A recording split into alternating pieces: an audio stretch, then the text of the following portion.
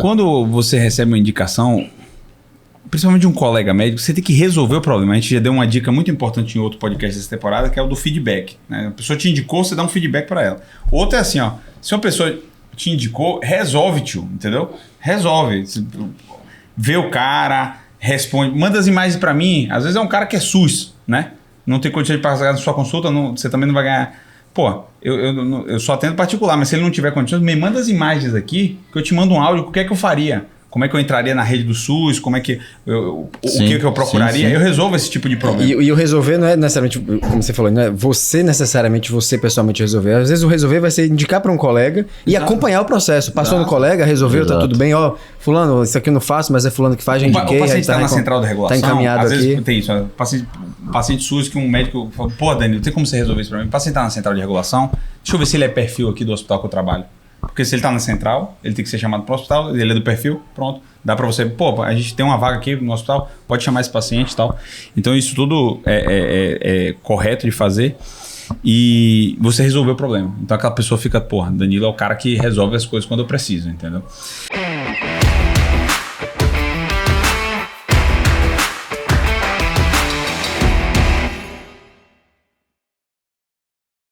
Fala galera, sejam bem-vindos a mais um episódio do Sétimo Cast, o podcast baseado em vivências e as fontes são as vozes da nossa cabeça.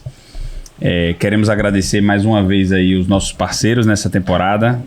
Assim, não é querendo me gabar não, mas é a melhor temporada que a gente já gravou. Esses episódios aqui estão extremamente úteis, né? E os parceiros aí ajudaram muito também na nossa parte audiovisual, qualidade de som, né? Que vocês estão vendo absurdamente. Agora vocês estão ouvindo a gente aí no trânsito, estão ouvindo a gente em casa, aí na TV, compartilhando pelo iPad. O pessoal que foi responsável por isso aqui, eles são especialistas em marketing médico e gestão da carreira médica. É o pessoal da Domus Doctor.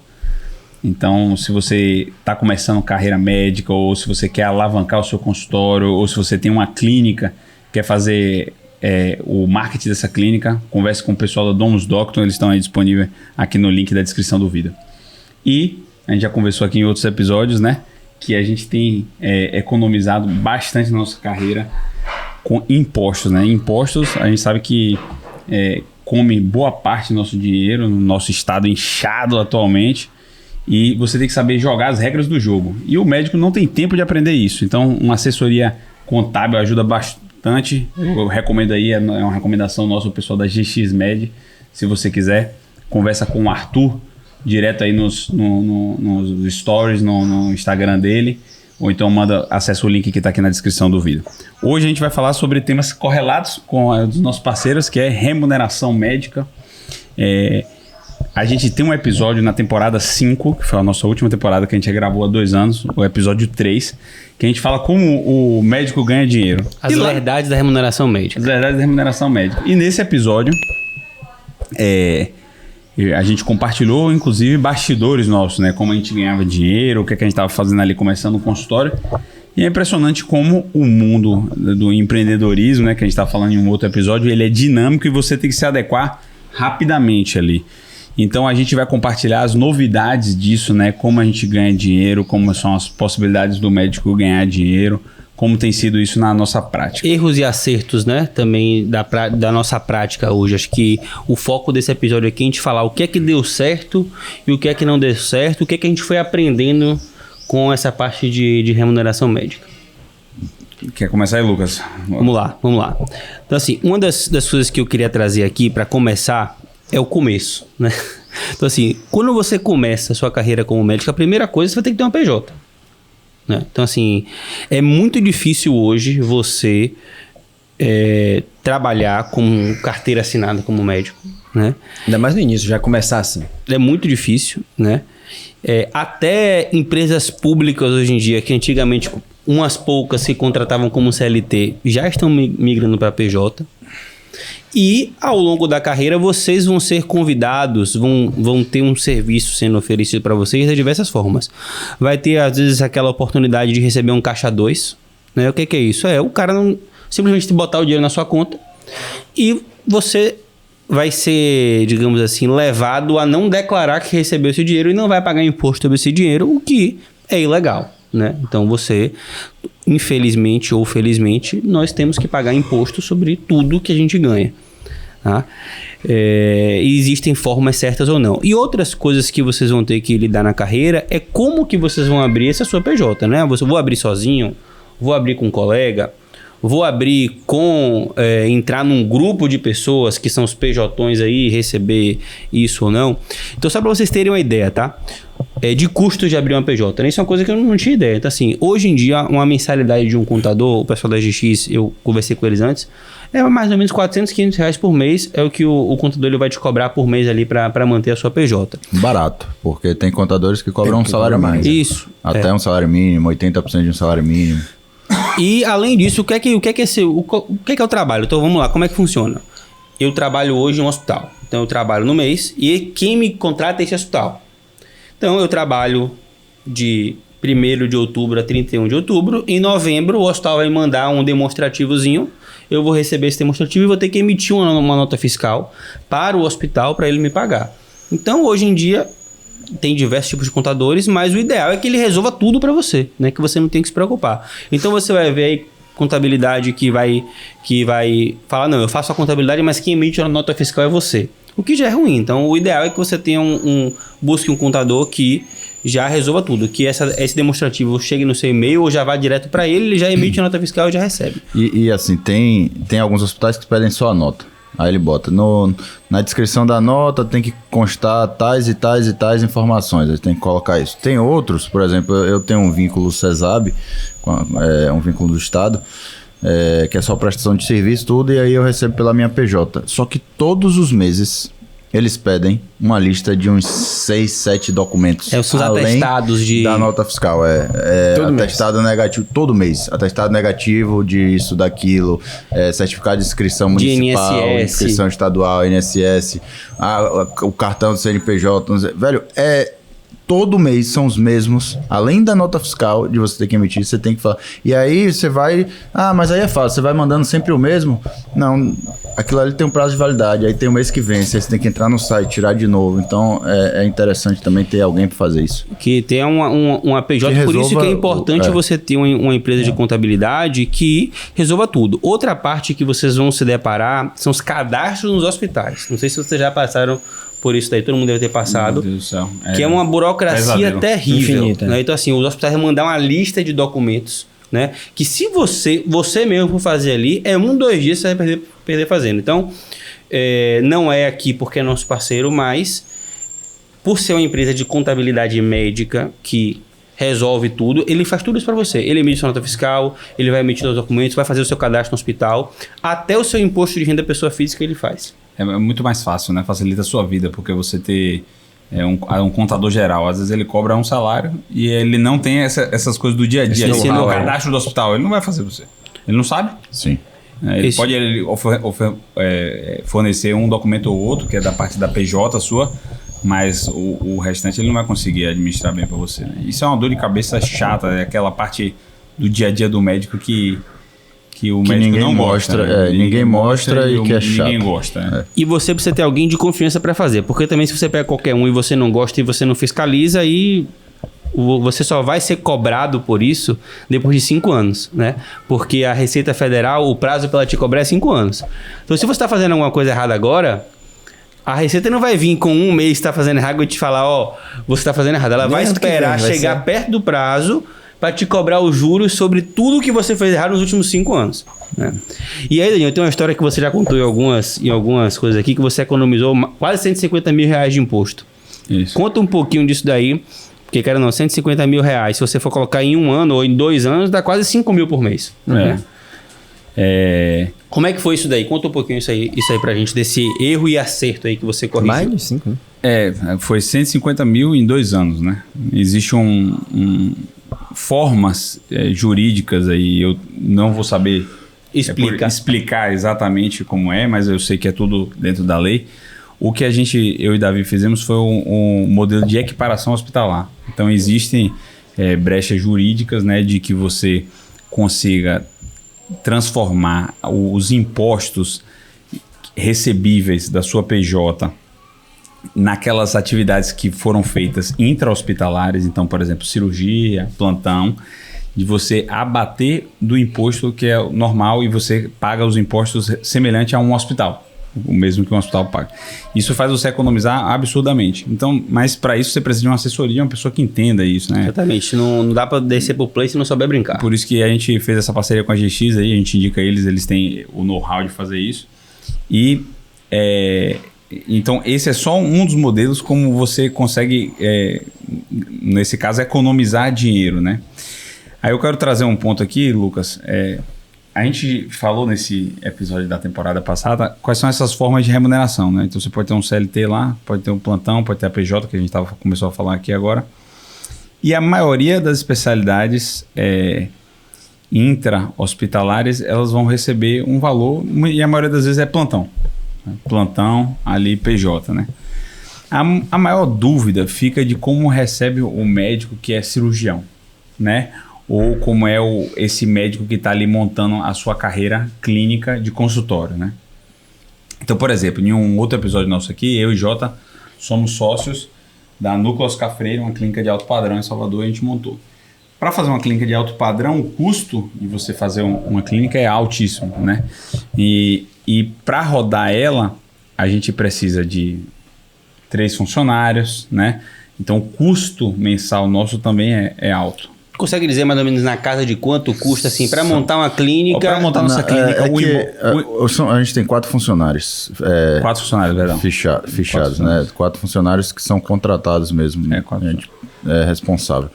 Além de terceirização de serviços, marketing e tal, equipamentos, os materiais de compra recorrente do dia a dia, etc. O custo de implantar o negócio foi 1 milhão. Foi mais de 1 milhão, Mais de 1 milhão. Mais de 1 milhão para implantar o negócio, sendo que o imóvel não é nosso. Isso há quase quantos 1,5 anos? milhão. Isso há quantos anos? Há 2 anos e pouco, quase 3 anos. Ou seja, esse valor já aumentou, porque tem correção. Eu diria 1 milhão e 200. 1 milhão e 200 há 1 ano e meio, há 2 anos. Sendo que as salas são alugadas. As salas são alugadas, ou seja, o imóvel não é próprio. Não é? Outra coisa também, a gente está falando aqui, são 5 salas, 4 consultórios e mais uma sala para procedimento, né? Então, é uma estrutura grande. Se você parte para uma sala, com no máximo 2 salas, você vai cair para menos da metade desse investimento, né? Lembrando que não é proporcional, né? Se foram 4, 5 salas, 1.200, você não vai dividir por 5, né? Você vai ali ter um valor... Exato. E o nosso custo mensal fica na faixa de uns 35 mil mês. Pra vocês terem uma ideia, né, pessoal? Então, assim, só de manter o negócio ali é 35 mil mês. E tem uma coisa que nesses cursos de empreendedorismo assim, que eu faço de vez em quando, que é o seguinte, né? Se você vende R$1, né? Se você fatura R$1, é diferente de você gastar 35 ou de você economizar 35, porque se você fatura 1, você já tem seu sócio ali, que é o governo, que ele não quer saber se é lucro ou não, ele já pega ali uns 15% daquilo ali. A parte já vai. Né? Então o 1, na verdade, de cara já é 85. Então, para sobrar 35, você tem que vender muito mais do que 1, né? A proporção não é a mesma, mas continue aí. Exato. Então, é um custo alto, né? Muito alto, que você já começa o mês com essa conta para pagar, independente do que aconteça. E aí, assim, olhando no longo prazo, provavelmente, se você tiver uma visão de curto prazo, né, você pensa assim, será que vale a pena eu entrar nessa, né? Eu vou ter esse custo fixo aí. Só que você tem que entender que nós, sócios dessa empresa, nós somos investidores da empresa, mas também nós ganhamos com a prática da nossa medicina dentro da empresa. Então, eu não investi, por exemplo, eu tenho uma cota, né, que eu investi desse 1 milhão e 200, mas até hoje eu não tirei o dinheiro que foi investido, esse dinheiro está lá. Só que eu consigo, através do meu consultório, com a minha prática médica, atendendo os clientes, ter um retorno financeiro, uma remuneração que eu faço ali através da aquisição de clientes, né? Esse modelo do nosso consultório especificamente, para um investidor externo não vale a pena. Que ele quer ser investidor e ele não tem a prática médica no consultório, eu não recomendo. Eu não recomendo nesse modelo. Mas a gente criou esse modelo justamente pra gente, pensando na gente. E aí, isso aí foi desde o início. Como é que a gente vai lucrar? Calma. Primeiro a gente quer cobrir nossos custos pra gente ter o nosso consultório, né? Com qualidade, alto padrão. De alto padrão. E sem precisar, somos 5 sócios, se cada um fosse ter o seu consultório, eu não tenho dúvida que o custo total ia ser muito maior mensal do que esses 35 e o custo de investimento inicial também maior do que esses 1 milhão. Então, hoje a receita do consultório, ela vem de... Isso do consultório, não da nossa prática, né? A receita do consultório, para a gente tentar pagar esses 35 mil, vem de aluguel de salas para parceiros, por exemplo, Davi é um parceiro. Então, todo mês ele paga o uso da sala que ele faz lá e ele tem acesso à nossa secretária, ao pós-venda, ao pré-venda. A nossa equipe de marketing. A equipe de marketing, tudo isso. E procedimentos que são feitos lá. Procedimentos que são feitos lá também. Então, é basicamente isso. Se fosse uma empresa onde um investidor colocou, provavelmente a empresa teria ido por um outro nicho, entendeu? A gente teria que ver formas de escalar esse ganho e aí com outro foco, né, para poder ganhar. Por exemplo, talvez montar um day hospital que você pudesse trabalhar com convênio, ou você fazer uma carteira, tentar comprar uma carteira de convênio onde a gente pudesse fazer procedimentos, exames dentro do consultório, que não era o nosso objetivo e por isso a gente não foi por esse caminho. Em resumo, é assim, o objetivo hoje, talvez depois a gente até mude isso para tentar escalar mais o negócio, mas o objetivo hoje era, se a gente tem um custo de 35 mês, a gente tem que faturar esses 35 mês para a gente zerar e aí a gente ter o nosso consultório de alto padrão de graça para a gente ganhar o dinheiro no nosso consultório. Sim. A gente tem toda a estrutura ali já com custo hoje zero a gente se paga e a depois de gente 2 ganha. anos. Né? Inclusive hoje a gente consegue... exatamente. E de remuneração assim mesmo, da prática de vocês, o que é que nesses 2 anos mudou? O que você acha que foram acertos e erros assim na prática médica em si? O consultório, acho que o que eu entendi, o que o pessoal entendeu é que assim, o objetivo não é ganhar dinheiro com o consultório, é ter um lugar bom para vocês trabalharem como um investimento ali que vocês precisariam fazer de qualquer jeito na carreira de vocês. Deixa eu começar com um acerto só para sedimentar essa coisa que a gente falou brevemente no início, mas para acho que não deixar nenhuma dúvida. Acho que a primeira coisa que qualquer médico deve ter muito sedimentado, muito bem construído, muito bem desenhado, muito sólido, estável e com assessoria se necessário, e não vai sair nunca caro, é essa questão. PJ, contabilidade, isso muito redondo, tá? Porque você vai estar deixando de economizar ou faturando de forma errada durante um período longo e cada mês a mais que passa é dinheiro na mesa que você está deixando. Então isso é o basal que todo mundo acho que deve ter e talvez no início uma PJ em grupo, alguma coisa assim pode fazer sentido, mas quanto antes você migrar para uma PJ própria ou com um sócio próximo, não essas PJs generalistas e tal, provavelmente vai ser muito melhor, com alguém que possa fazer o braçal administrativo para você. Acho que isso é ponto pacífico, independente da carreira que você siga, isso tem que estar muito claro para você.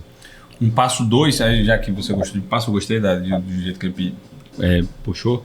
O passo 2, bicho, eu acho que para quem quer ter essa remuneração de empreendedorismo de carreira, que foi o tema da outra, é o cara se expor a fazer site, a ter uma sala de alugar o consultório, de ter aprender, espaço, de ter uma empresa para fazer gestão de tráfego, para fazer marketing médico, esse tipo de coisa para adquirir o cliente. Respondendo o Lucas agora, assim, da parte de erros e acertos, né? Ou de mudança, na verdade, de mudança do que a gente falou no último podcast. Quando eu cheguei em Salvador, eu cheguei muito com a mentalidade que a gente vê no Instagram. O que a gente vê no Instagram? Quem mais se expõe a produzir conteúdo, marketing, tudo? Quem mais se expõe são os médicos de estética, talvez, né? Aqueles médicos prêmios de São Paulo, que tem consulta caríssima, porque o nome dele é muito forte, né? Então eu pensei a mesma coisa, eu quero chegar em Salvador e eu quero ter um consultório de alto padrão, cobrar uma consulta cara, e isso também, essa precificação faz meu nome, e tudo é um jogo de erro e acerto ali, né? Só que uma coisa que eu mudei muito minha prática é que hoje eu tenho uma captação de cliente muito forte, que ela vem de tanto do meu tráfego, que eu faço tanto tráfego de Meta, né, Facebook, Instagram, como Google, E eu tenho um maior ainda, é indicações. Consegue trazer mais clientes e clientes mais qualificados por indicações para mim. E dessas indicações, eu perdia muitos pacientes porque eu não tenho carteira de convênio. Não tinha carteira de convênio, né? Então, tem muita indicação dessas são casos que são cirúrgicos e eu deixava dinheiro na mesa. Porque se a pessoa está te indicando um caso que já é sabido cirúrgico, né? Você tem que operar, a pessoa quer operar com você porque você foi indicado, a pessoa às vezes ela não vai na sua consulta porque ela não atende o plano. Existe esse paciente, né? Exemplificando assim mais ou menos, né? Então assim, o cirurgião, o consultório não é a atividade fim dele, né? O consultório é o topo do funil. Exato. Né? Então, o que o cirurgião quer, então o funil, pensando aqui assim, né? O funil, aqui em cima está o grosso dos pacientes e aqui embaixo é o que ele vai operar. O cirurgião, ele não está interessado, vou dar um exemplo, sei lá, a cirurgia você vai ganhar 15 mil reais, né? Então a sua consulta você ganha 500. Então pense aí, para você conseguir ganhar o equivalente, você tem que fazer 30 consultas, né? Enquanto que você ganha o mesmo em uma cirurgia. Então é muito melhor você fazer 2 cirurgias do que você atender 60 consultas, né? O tempo ele é muito menor. Então, para o cirurgião especificamente, ele tem que saber que a forma que ele ganha dinheiro não é na consulta, é na cirurgia. Então, faz muito mais sentido ele ter mais pacientes cirúrgicos do que ele ter mais consultas, né? Então, acho que é um pouco disso que você falou, né? Exatamente. Então, o que é que eu fiz, né, para resolver esse problema, sanar esse problema? Eu vi que eu não podia perder esses pacientes, principalmente os de indicação. Se o paciente vem indicado de outra pessoa, eu tenho que atender aquele paciente por 2 motivos. Primeiro, porque se ele vem indicado, potencialmente a chance dele ser cirúrgico é muito maior. Segundo, que se você não resolve o problema da pessoa que te indicou, o próximo ele vai indicar uma pessoa que resolva. Exato. Então você tem que resolver o problema. Você perde tanto o paciente quanto a indicação do colega. Então, quando você recebe uma indicação, principalmente de um colega médico, você tem que resolver o problema. A gente já deu uma dica muito importante em outro podcast dessa temporada, que é o do feedback, né? A pessoa te indicou, você dá um feedback para ela. Outro é assim, ó, se uma pessoa te indicou, resolve, tio, entendeu? Resolve. Vê o cara, responde, manda as imagens para mim. Às vezes é um cara que é SUS, né? Não tem condição de pagar na sua consulta, você também não vai ganhar. Pô, eu só atendo particular, mas se ele não tiver condições, me manda as imagens aqui, que eu te mando um áudio, o que é que eu faria? Como é que eu entraria na rede do SUS? Como é que o que eu procuraria? Sim. Eu resolvo esse tipo de problema. E o resolver não é necessariamente, como você falou, não é você pessoalmente resolver. Às vezes o resolver vai ser indicar para um colega e acompanhar o processo. Passou no colega, resolveu, tá tudo bem. Ó, fulano, isso aqui eu não faço, mas é fulano que faz, já indiquei. O paciente está na central de regulação. Está encaminhado às aqui. Vezes tem isso. Paciente SUS que um médico fala, pô, Danilo, tem como você resolver isso para mim? O paciente está na central de regulação. Deixa eu ver se ele é perfil aqui do hospital que eu trabalho. Porque se ele está na central, ele tem que ser chamado para o hospital, ele é do perfil, pronto. Dá para você, pô, a gente tem uma vaga aqui no hospital, pode chamar esse paciente e tal. Então isso tudo é correto de fazer e você resolveu o problema. Então aquela pessoa fica, porra, Danilo é o cara que resolve as coisas quando eu preciso, entendeu? Então uma coisa que eu mudei foi exatamente, eu não perco esses pacientes mais, principalmente esses leads mais quentes, que são os de indicação. Eu, inicialmente, o que eu fiz para resolver isso? Eu comecei a atender um consultório de uma outra clínica que tinha uma carteira de convênio. Então eu treinei minha secretária a fazer o seguinte, ó. Você recebeu um paciente que veio de indicação, você pergunta se ele tem convênio. Aí ele fez uma objeção. Ele, não quero passar por esse valor da consulta de Danilo, R$500. Ele fez uma objeção. Ele aceita convênio X? Não, aí o que ela faz? O convênio X ele aceita na clínica tal. Inicialmente elas pegavam e indicava a clínica. Aí o paciente não ligava para a clínica, ou não marcava na clínica, ou às vezes marcava na clínica e marcava para outro médico. Então, não, peraí. Tô perdendo o paciente de novo. Então, é tudo erro e acerto. Você tem que estar atento para isso. Porque tem um ponto aí que é o seguinte, provavelmente você atendia um turno específico nessa clínica. Exatamente. E quando ele ligava, talvez esse turno específico ele não podia, mas tinha outro. E aí ele não tá entendendo, ele quer resolver o problema. E aí a outra clínica tinha outro profissional, oferecia. E não quer, mas porque a clínica tá certa, porque não vai perder o paciente também. Exato. E a nossa secretária lá do consultório, ela não tinha como agendar já a consulta para o paciente. Aí não. Eu consegui fazer com que ela agendasse, ela pegava um paciente, ela ligava para a clínica e agendava. Só que eu percebo, eu tô fazendo minha secretária trabalhar mais. Toda uma mão de obra para quando a gente descobriu isso, a gente, numa reunião interna, cortou. A verdade é essa. Falou, velho, mas não foi só isso. Você tá usando a nossa estrutura para tirar o paciente da nossa clínica. Antes de acontecer isso, eu percebi que era pior. Por quê? Porque o paciente, ele ia para uma clínica, que a clínica é mais feia que a minha. Que o pré-venda é pior. Que o pós-venda é pior, que a espera é pior, que a estrutura é mais feia, que o consultório é mais toda pior. Então, a experiência do cliente é pior. Então, a sua conversão cirúrgica é pior. Então, perceba, se é diferente eu indicar uma cirurgia para um paciente no meu consultório, que aí entra o carisma da autoridade. A percepção de valor é completamente diferente. Exatamente. Pô, esse médico que atende nesse consultório, provavelmente é um médico bem sucedido, ele tem uma autoridade maior, ele sabe melhor, entendeu? E isso entra no imaginário do cliente de que aquilo ali é uma coisa de melhor qualidade, que é um médico mais bem sucedido, que é um médico que faz aquilo, do que uma clínica que é um pouco mais popular e o paciente pode não ter essa mesma percepção. Então, o que eu fiz eu atendo o cliente que vende indicação, eu atendo de qualquer jeito. Ele vai passar comigo. Se eu puder atender pelo valor do reembolso, se o convênio tem um reembolso, eu atendo pelo valor do reembolso, né? Se ele quer um desconto, dá o desconto. Se ele não tem, mas ele tem um convênio e eu sei que é a indicação, eu atendo cortesia, né? Mas eu atendo. Então, eu vou resolver aquela demanda ali da indicação. Você foi indicado... A minha secretária treina assim, você foi indicado por tal? Por tal...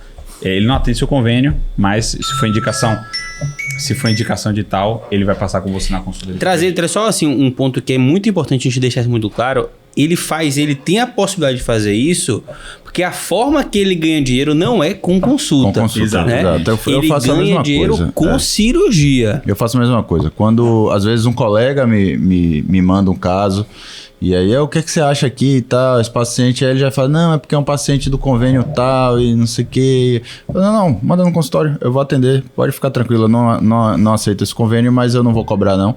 Manda ele lá que eu dou uma olhada no caso e pronto. Eu não perco nada com isso. Eu tô... Pelo contrário. Eu tô fortalecendo o vínculo com aquela pessoa que provavelmente vai me indicar outros pacientes. E é uma coisa que é diferente. E aí, como o Danilo falou, de acerto e erro, que a gente voltou de São Paulo com a mentalidade de que para ganhar dinheiro a cobrança tinha que ser particular. Né? E que o plano paga mal, etc. Em Salvador, não sei se a gente citou isso no outro podcast, pelo menos na minha área de cirurgia vascular, Davi também participa do mesmo grupo. A gente tem acordos com uma cooperativa de acordos com os convênios. Então, acaba conseguindo uma tabela diferenciada. A tabela é muito maior do que era a tabela de convênio em São Paulo, por exemplo. Né? Então, compensa muito. Às vezes eu recebo do convênio, numa cirurgia, o que uma pessoa receberia no particular em São Paulo. Até mais, às vezes. Então, compensa muito eu operar pelo convênio aqui. Só que eu não tendo a carteira de convênio para atender a consulta no consultório, eu acabo perdendo. Né? Então, eu faço a mesma coisa. O colega me ligou, tô com um paciente, ou o paciente ou passou o contato, o paciente ligou para agendar. Não, fulano que me recomendou, etc., eu vou atender. Se ele tiver algum convênio de reembolso, eu vou cobrar só o que vai ser reembolsado para ele. E se não, cortesia mesmo e resolve o problema e a gente vai ganhar na cirurgia. E às vezes eu deixo isso. Já tive o oposto, paciente que entrou pela emergência no hospital. Eu operei, depois fiquei acompanhando no consultório e ele falava, doutor, e eu acompanhava a cortesia porque eu não aceitava o plano dele. E já era pós-operatório, eu já tinha ganho com a cirurgia, provavelmente eu ia precisar operar ele outras vezes, né? E acompanhamento exame de controle e tal. E pela patologia dele eu ia precisar de novas intervenções, já era planejado isso, né? E eu falava, não, fique tranquilo, eu não ganho dinheiro com consulta. Eu já estou aqui nesse turno, o fato de você vir e eu te atender, eu não tô mudando nada em minha rotina, eu não tô deixando preocupado de ganhar em não tá nada, tava preocupado. E aí ele falava assim, não, mas eu tenho que te pagar de alguma forma. Ele queria me pagar e ele ficava pesado para ele pagar aquele valor. Eu falei, então tá bom, vamos supor que eu estivesse te atendendo pelo convênio, eu iria receber R$80. Pague os R$80. Você já paga seu convênio todo mês? É como se eu estivesse te atendendo aqui. Eu não aceito o convênio, mas eu vou receber o que eu estaria recebendo. Exatamente. Então fica todo mundo kit, você satisfeito por estar me pagando e pronto. E com esse paciente especificamente foi assim que a gente resolveu. Mas a moral, o resumo da história é: o cirurgião ganha dinheiro com cirurgia. Então a gente precisou... Você precisa entender como prática, que você vai ganhar dinheiro. De onde que vai vir sua remuneração? A gente precisou na prática entender que a gente precisava abrir mão às vezes do valor da consulta para captar mais pacientes para cirurgia. Com o clínico, isso já muda. Antes de estar no clínico, só uma dúvida que o pessoal deve estar tendo ali que está assistindo a gente, mas se você não aceita o convênio, como é que você consegue operar o paciente pelo convênio, né? E aí a prática é, o hospital, se ele tem um convênio, o hospital fatura a sua cirurgia, né? Ou a cooperativa, né? A cooperativa tem o acordo com as tabelas para a cirurgia. Não é para a consulta. São coisas diferentes, né? Se você é vinculado para consulta, para exame ou para cirurgia. E aí você pode faturar pela cooperativa ou faturar pelo hospital. O hospital recebe esse valor, aí depende do acordo com a equipe, né? Ele pode reter uma parte ou não disso. Você emite a nota para o hospital e o hospital te paga esse valor referente à cirurgia. Então, não necessariamente você precisa ter o convênio para operar o paciente por aquele convênio, ou pode ser a cooperativa. Se você for receber pelo hospital, aí é importante deixar claro aqui, as tabelas, além do hospital ficar com uma parte, geralmente é 20%, 30%. Pode ser um pouquinho menos, mas via de regra é isso que eles ficam. Mas o principal é que as tabelas são muito defasadas, né?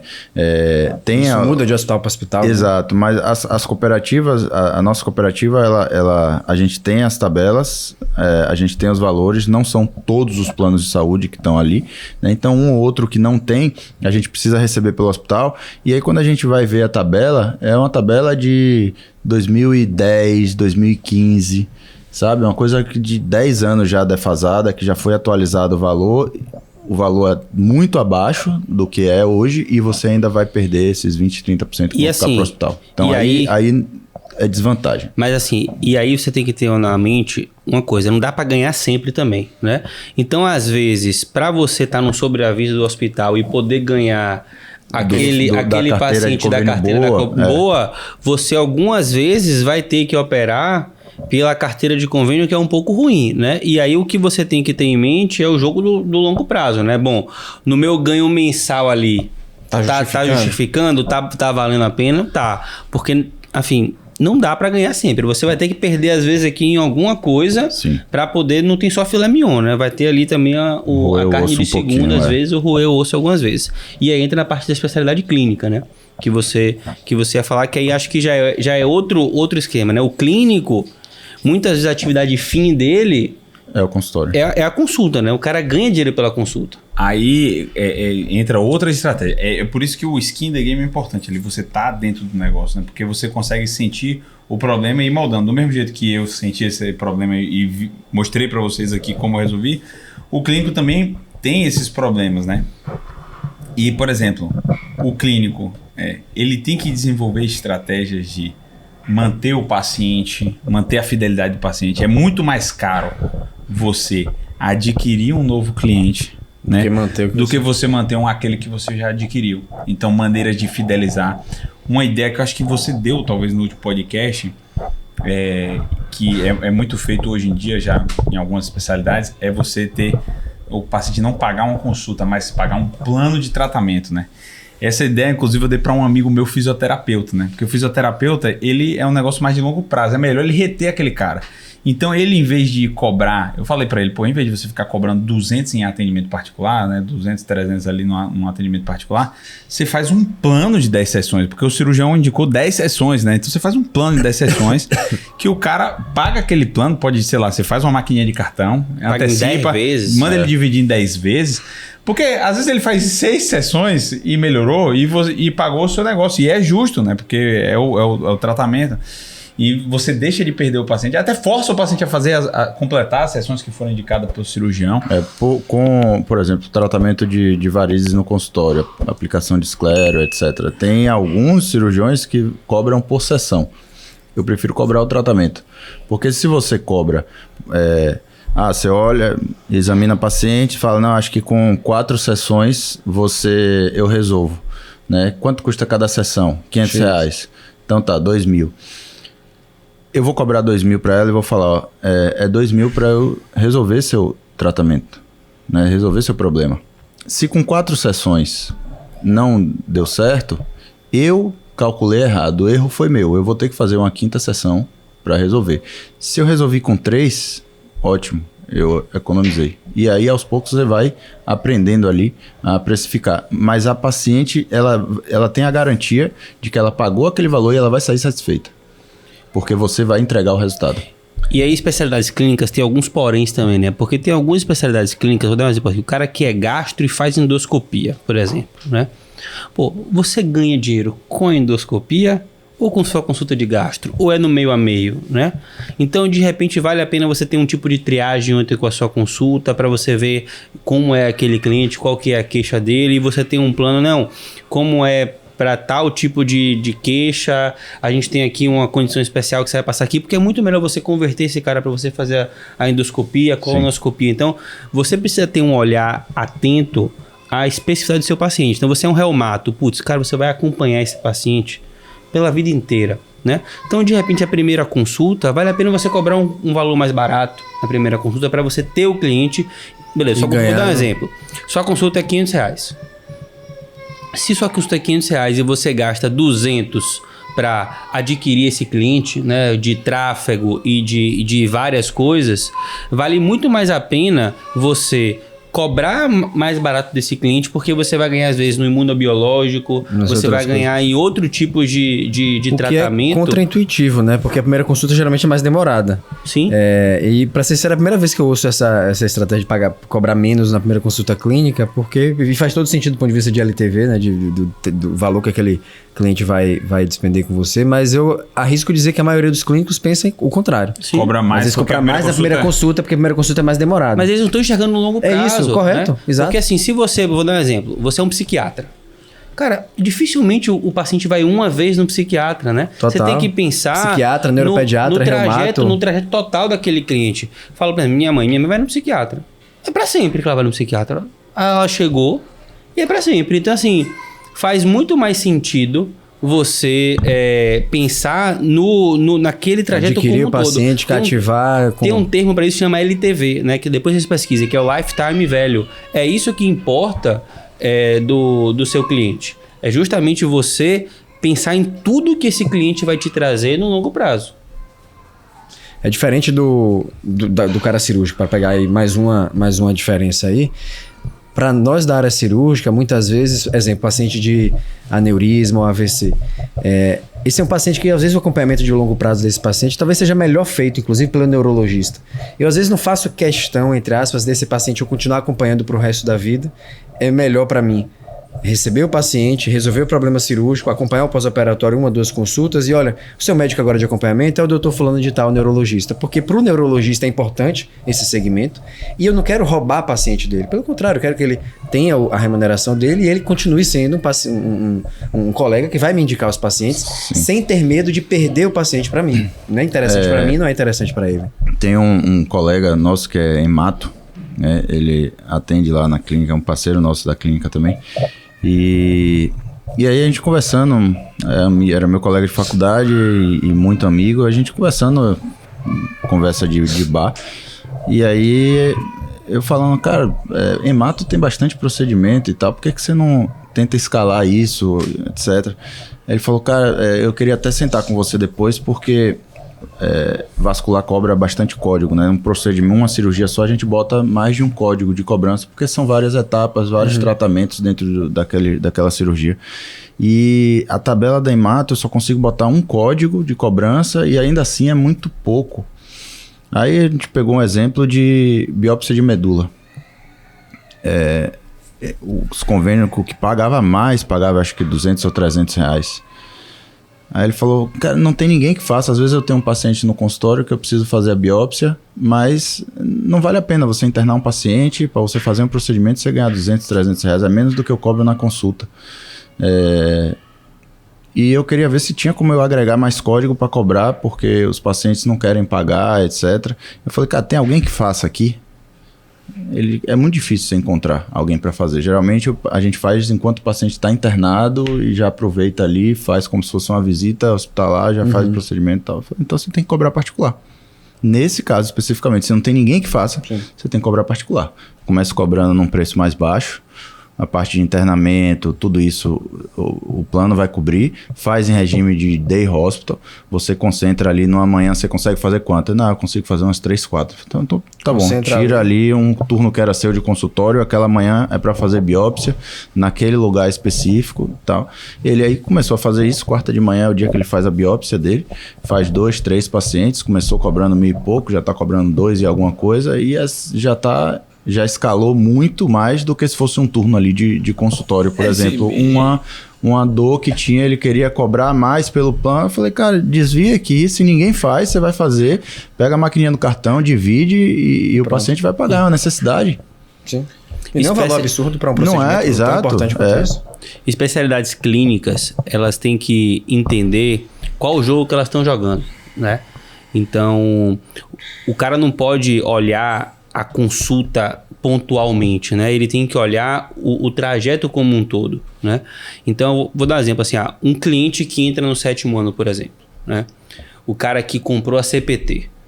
Velho, eu não ganho dinheiro com a CPT, mas se ele entra na CPT, a chance dele comprar depois a minha mentoria do internato, a mentoria da residência, é muito maior, porque ele já me conhece, né? Então, é uma jornada de longo prazo. Então, vou dar um exemplo assim, o pediatra, né? O trabalho do pediatra não é a consulta, né? A consulta ali talvez é o mínimo, mas é o acompanhamento no WhatsApp, é aquele atendimento diferenciado para a mãe, aquela demanda. E se o pediatra ele não consegue entender que o trabalho dele é aquele e que ele tem que cobrar por aquele trabalho dentro de um contexto como um todo, ele não vai cobrar por mensagem que ele responde. Ele não vai cobrar uma consulta. Mas ele pode ir, por exemplo, numa consulta e falar, minha primeira consulta, sei lá, é 300 reais. E depois ele fala, o meu tipo de atendimento é o seguinte, eu vou acompanhar você por 1 ano. Nesse tipo de acompanhamento por 1 ano, você pode vir no meu consultório quantas vezes você quiser, você marca com minha secretária e eu vou estar disponível, alguém da minha equipe vai estar disponível para te atender no WhatsApp por qualquer dúvida que você tenha por esse 1 ano. Esse tipo de acompanhamento aqui, ele custa R$5.000 e você pode parcelar isso aqui em 12 vezes no cartão de R$425. Né? E aí você tá tudo dentro da regra do jogo. Né? Você entendeu que o seu trabalho não é a consulta e aí fica aquela coisa muitas vezes que você não sabe nem o que cobrar porque você não sabe o que você faz. Né? Então eu acho que as especialidades clínicas ela tem que entender qual que é como que o cliente dela vai participar do trajeto dela inteiro, né? Então o hemato, como é que o hemato é? Então ele vai acompanhar, tem a quimioterapia, o onco, ele faz aquela primeira consulta, ele ganha naquela primeira consulta. É mais importante ele ter uma carteira de clientes dele com um consultório premium para depois ele conseguir levar para a rede. Eu tenho aqui 20 pacientes que me procuram todos os meses para iniciar a quimioterapia. Esse cara é um cara extremamente valioso para qualquer rede de hospital, porque olha a quantidade de dinheiro que esse cara gera. É diferente de um oncologista contratado pelo hospital, pagado para fazer a visita. Óbvio que esse cara que levou 20 pacientes para a rede, ele não necessariamente vai receber um percentual da quimioterapia, que isso não é feito mais hoje em dia, mas a remuneração dele vai ser muito maior que o hospital vai pagar ele, porque o retorno que ele traz... E esse entendimento permite que ele negocie para onde que ele vai encaminhar o paente e se vai ter algum valor diferenciado.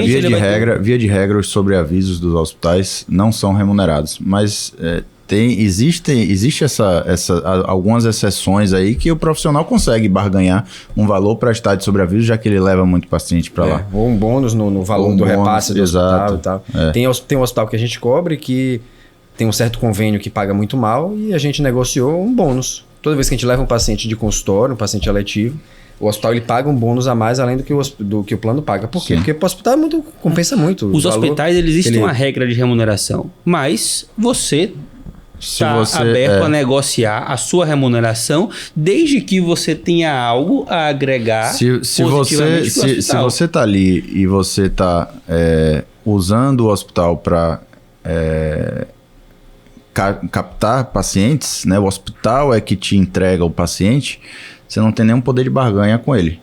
Mas se é o oposto, você tem já uma cartela de pacientes e você leva para o hospital, muda o jogo. Você vai sentar na mesa ali e vai renegociar aquelas regras. Tanto do ponto de vista cirúrgico quanto do ponto de vista clínico, né? Sim. Se você é um reumato... oncologista, porque você deu foi... E se você é um reumato ou você é um neurologista, vou dar um exemplo, que você atende esclerose múltipla, que tem que fazer tratamento em regime de day hospital. Você fala assim, cara, ó, me procuram aqui no meu consultório, eu tenho aqui 30 pacientes com esclerose múltipla que eu acompanho.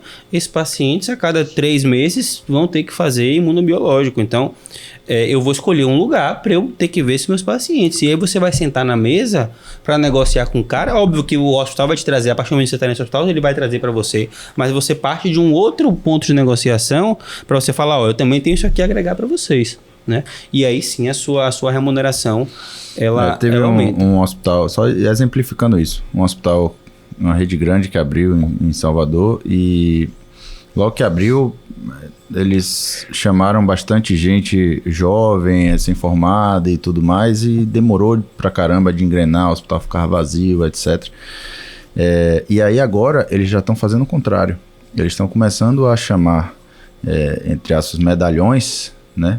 Médicos já bem estabelecidos no mercado, bem conceituados, reconhecidos, porque esses médicos, eles levam os pacientes, né? Ele tem um consultório cheio e quando precisa internar, ele já está trabalhando nesse hospital, ele vai levar para lá, né? Lógico que esses médicos já estavam trabalhando em outros hospitais e para ter ido para lá, eles tiveram que oferecer alguma coisa melhor. O passe foi comprado. O passe foi comprado. Tem um valor disso. Exatamente. E isso aconteceu agora, está acontecendo agora em Salvador, mas já aconteceu recentemente em São Paulo, há 5, sei lá, anos atrás. A Rede Dó comprou um oncologista, isso foi divulgado o valor. O passe dele foi não sei quantos milhões. Parecendo jogador de futebol. Foi igual jogador de futebol. Ele trabalhava, era no Sírio, era no Einstein, e a Rede Dó comprou ele para ir trabalhar. E não só ele, o cirurgião que operou o presidente, o urologista que operou não sei quem, a clínica que é a clínica de não sei quem. Por que ele tem esse valor? Porque ele tem uma grande cartela de clientes, de pacientes. Resumidamente assim, né? O que é que a gente viu hoje aqui?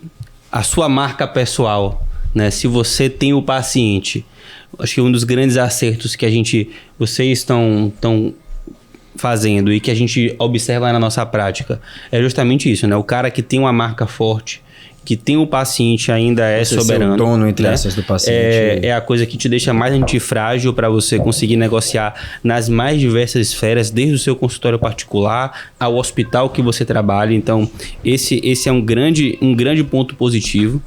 A remuneração do cirurgião, ela vem da cirurgia, né? Então, óbvio que isso varia de cada estado do país, mas se você não estiver num grande centro como São Paulo, dificilmente você vai conseguir cobrar esses honorários particulares, né? Os honorários das cirurgias. Os convênios, salvo algumas exceções, ainda remuneram bem os honorários cirúrgicos, né?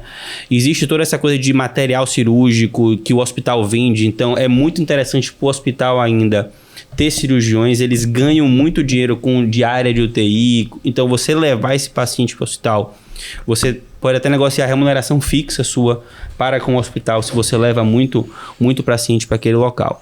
Então, eu acho que... E para os clínicos, abrir a cabeça, que assim, não necessariamente sua remuneração é só a consulta isoladamente ali. Abrir a cabeça para possibilidades, estratégias, outras de você agregar valor ao seu atendimento, ao resultado que você entrega, ao que você faz de fato. Compreender melhor o que você está entregando de resultado para o seu paciente, como que você pode remodelar sua estratégia compreender, de remuneração. Né? É um atendimento pontual ou é uma coisa de longo prazo? Né? Recorrente. Se é longo prazo, você tem que começar a entender que não é aquela primeira consulta ali que importa, né? Pensa um pouquinho assim em academias, né? E, tipo assim, nesses aplicativos. Você reparou que o aplicativo, várias vezes você bota o cartão ali, ele te dá 1 mês de graça e você pode até cancelar faltando 29 dias. Né? Por quê? Porque ele quer que você conheça aquilo dali. né? Sim. Ele quer que você conheça, porque ele sabe que a partir do momento que você entra naquele aplicativo ali, você vai passar às vezes 2 anos, 3 anos ali, e isso que é LTV, né? Isso que é o tempo que seu cliente fica, né? Então, olha, quanto tempo meus clientes ficam comigo no consultório, em média? Normalmente são 3 anos, então um cliente me traz em 3 anos R$5.000. O quanto eu estou disposto a pagar para adquirir esse cliente? Eu pagaria, se eu chegasse para você e falasse, você clínico, você pagaria R$500 para você ter um cliente sendo acompanhado com você por 3 anos? Quanto é que é 5 mil? Beleza, eu pagaria. Então, quanto custa a primeira consulta? Você não pode... Tô dando um exemplo aqui, tá, pessoal? Não tô dizendo que todo mundo tem que não cobrar a primeira consulta, mas são formas de você enxergar o negócio de uma outra forma. E moldar para a sua prática. Exato. E em resumo total, assim, o bem mais valioso que o médico tem é o paciente. Se você tem ali o paciente fiel, né, a um clínico, por exemplo, você vai estar ali recorrentemente ganhando. Né? E o cirurgião, se você tem o paciente que confia e que você vai operar ele, vai ganhar com a cirurgia. Se você tem o paciente, o hospital vai te valorizar mais. Então, o foco maior é justamente nessa estreitar essa relação e fidelizar o paciente com você. E antes de finalizar, tem uma coisa que é interessante, né? No fim das contas, a gente vai e volta e falou de um monte de coisa aqui, mas no fim das contas, o mais importante é o quê? É o paciente, a sua relação com o paciente. É a medicina basal, bem feita, raiz. E essa apesar relação... da gente estar falando de coisas, de formas de ganhar, nada mudou com relação à medicina. Ao cerne da medicina. Ao cerne, que é a relação médico-paciente. E essa relação, ela não precisa ser aquela relação tradicional, né? Então, tem uma coisa que eu vejo o pessoal fazer hoje. Vamos lá, a gente já falou aqui que você pode ter um custo para você adquirir o cliente, né? Então, eu pagaria R$500 para adquirir esse cliente para ele ficar 3 anos comigo. Agora que ele está com você, como que você pode aumentar a retenção dele dos 3 para 5 anos, né? Então, aí vem a forma que você trata o cliente depois. Então, será que você pode ter, além da sua secretária, você ter uma Customer Success, que é a pessoa que tem a sua carteira de clientes e a cada 6 meses ela liga, entra em contato. E aí, fulano, como é que você está? Como é que está a sua adesão ao tratamento? Você está fazendo isso? A doutora queria te ver aqui e tal época, você não gostaria de marcar uma consulta? Ou você mandar uma necessaire para o seu cliente com aquelas coisas. Cirurgiões fazem muito isso hoje em dia, né? No pós-operatório ele chega lá, entrega, né? Então você ter no final do ano para seus melhores clientes, você de repente fazer um evento na sua clínica, ou você, se quem indica seus clientes para você são outros colegas, por que não fazer uma confraternização de fim de ano em que você vai gastar, sei lá, seus 10 mil como um custo de aquisição de cliente para seus outros colegas? Então assim, abram a mente para a forma de que vocês adquirem seu cliente, para a forma como chegam os clientes para vocês, porque no fim das contas é um empreendimento, né? É um jogo ali de empreendimento que desde o seu consultório até a forma que você trata os seus clientes, e como vocês bem falaram, no fim o que importa é você fazer o que precisa ser feito, né? Cuidar bem do seu cliente, cuidar bem do seu paciente, e ele tem uma boa percepção do seu trabalho, né? Que é o que o Danilo falou. Eu prefiro atender ele na minha clínica, né? Mesmo que eu ganhe menos do que na outra clínica, porque a percepção dele de valor vai ser muito maior. Exatamente. Eu acho que foi um bom E para te ajudar em tudo isso que a gente falou aqui, uma boa assessoria de contabilidade, de marketing médico, tudo isso vai te ajudar você a focar nisso, né? Então são nossos 2 parceiros, GXMed, Contabilidade, e o pessoal da Domus Doctor. E como sempre, se você gostou desse episódio, compartilhe com seu amigo. E se você não gostou, compartilhe com seu inimigo. Um abraço. Até a próxima.